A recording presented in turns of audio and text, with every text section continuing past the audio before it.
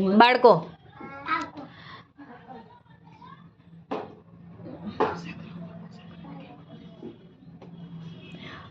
આપણું શરીર છે ને, શરીર કોને કહેવાય? ઉપર માથાથી લઈને પગના અંગૂઠા સુધીનું બધું શું છે? આપણું શરીર છે. એને સ્વચ્છ રાખવું, એને તંદુરસ્ત રાખવું, એ કોના હાથમાં છે? આપણા હાથમાં. કોના હાથમાં?